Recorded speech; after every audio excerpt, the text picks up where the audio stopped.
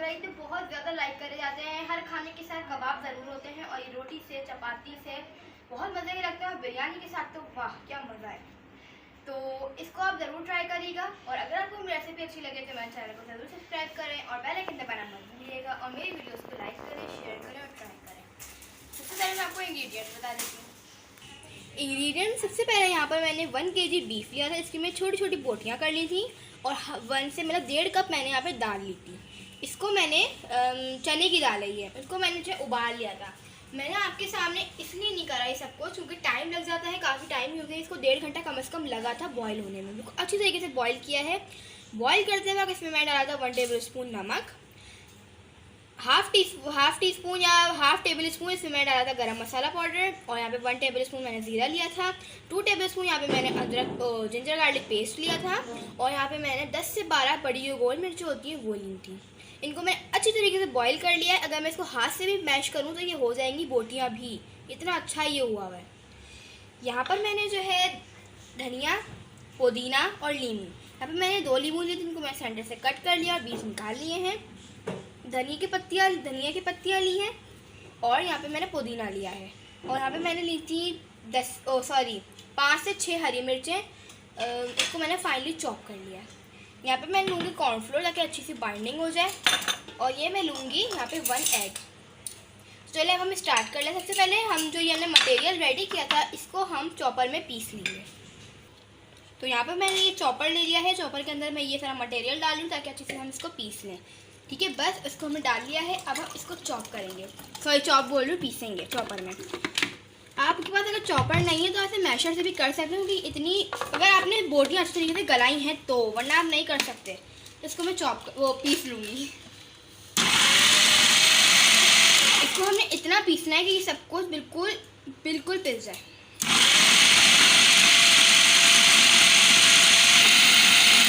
तो ये देखें बिल्कुल जो है ये मैंने इसको फाइनली पीस लिया है बिल्कुल। इसको मैं निकाल के ना एक मैंने वो डिश ली हुई है उसके अंदर इसको मैं कन्वर्ट कर दूंगी ताकि इसमें आसानी से मिक्स हो जाए। तो ये देखिए बिल्कुल फाइन हो गया ये बिल्कुल। तो मैं इसको डिश में निकाल लूँगी। ये मैंने यहाँ पे रखी हुई है। ये पहले चॉपर का निकालते हैं।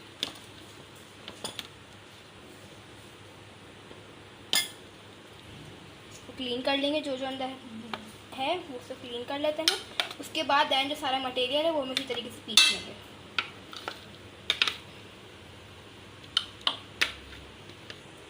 तो ये मैंने सारा का सारा जो बाहर निकाल लिया है। अब ये जो मैंने जो आखिरी बैच बचा था वो मैं इसमें डाल दिया है। इसको भी मैं इसी तरीके से पीस लूँगी फाइनली बिल्कुल, ताकि हम इससे कबाब बनाएं। तो जी यहाँ पे सब कुछ मैंने सारा मटेरियल हमने पीस लिया है। इसके अंदर मैं ये प्याज डालूंगी। प्याज मैं आपको बताना भूल गई थी क्योंकि मैंने इसको काट के फ्रिज में रखा होता है। फाइनली मैंने एक मीडियम साइज़ की प्याज ली थी जिसको फाइनली चॉप कर लिया था। पहले इसमें जाएगी प्याज, फिर इसमें जाएगा सारा ये हरा मसाला। इसमें था पुदीना, हरा धनिया और मिर्चें, ये सारा हम इसमें ऐड करेंगे। और साथ ही जाएगा इसमें लीमू का रस, इसको हम स्क्वीज़ कर लेंगे। तो सारा क्या कहते हैं मैंने लीमू का रस में जो है डाल दिया है। इसके अंदर अब मैं ये डालूँगी कॉर्नफ्लोर। ये है तकरीबन 2 या 3 टेबल स्पून। इससे क्या होगा, इससे अच्छी बाइंडिंग हो जाएगी और थोड़ा सा ज़्यादा क्रिस्पी से भी हमारे कबाब हो जाएंगे। तो यहाँ पे मैंने आपको एक अंडा तो दिखाया था, मगर मैं यहाँ पे एक और ले रही हूँ क्योंकि मुझे लग रहा था ये कम है। तो इसको हम अंडे को इसमें डालेंगे। मैं अंडा इसलिए डाली हूँ, कुछ लोग क्या कहते हैं उसमें अंडे को कोट करके फ्राई करते हैं, लेकिन मैं नहीं करती हूँ कि खुदा खाता कभी घर में अंडे ना हो तो क्या कबाब नहीं खाएंगे। तो इसलिए अंडा इसी में डाल देती हूँ। अंडा मैं अलग से एक प्याली में तोड़ के डालती हूँ ताकि जो अंडा ख़राब निकले तो वो हमें मालूम पड़ जाए कि ये ख़राब है। तो ये हमने एग डाल दिए सारे। इसको मैं अच्छे तरीके से मिक्स कर लूँगी ताकि सारी चीज़ें कंबाइन हो जाए आपस में।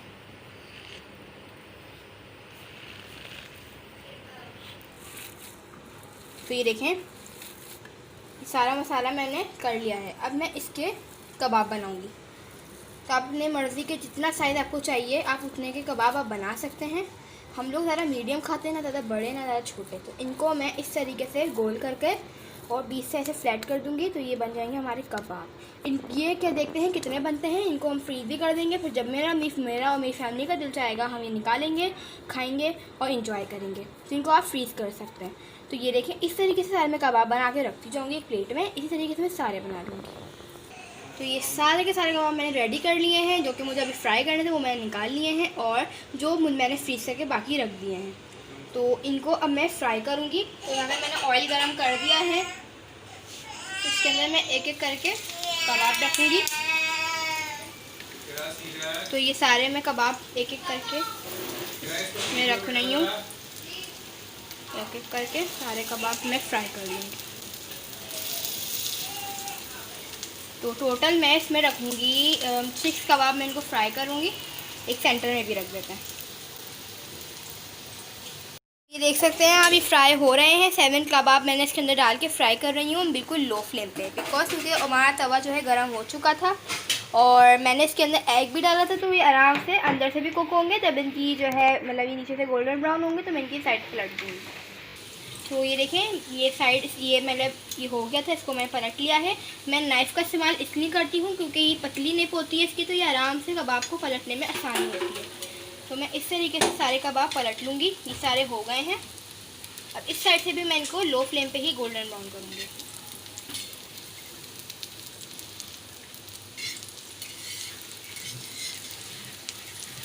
ये हो गए। इनको वापस से मैं सेट करके अब मैं इनको मीडियम फ्लेम पे इस साइड से भी सिकने दूँगी।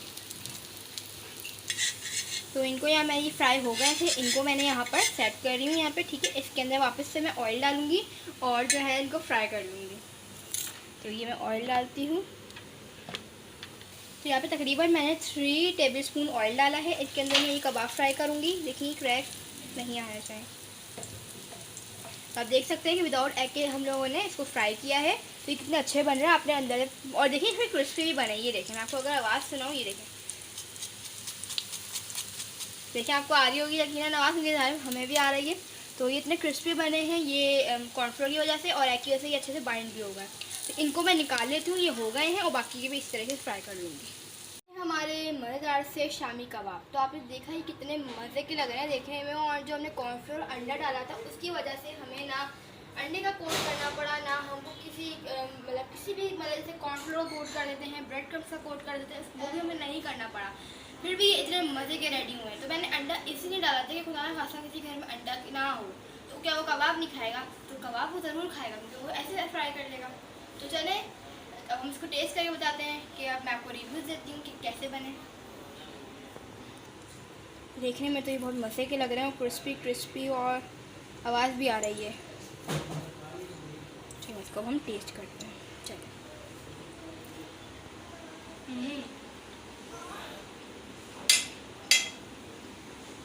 बहुत मज़े के बने। इनको आप फ्रीज़ करेंगे ना, इतने मज़े के लगेंगे। ये आपको जब दिल चाहेगा, जैसे कुर्बानी में देख देख के नहीं खाया जाता, इसे आप फ्रीज़ करके रख लें, जब दिल चाहे आपका निकालें और खाएं। तो चलें, इंशाल्लाह मिलेंगे आपसे एक और नई रेसिपी के साथ।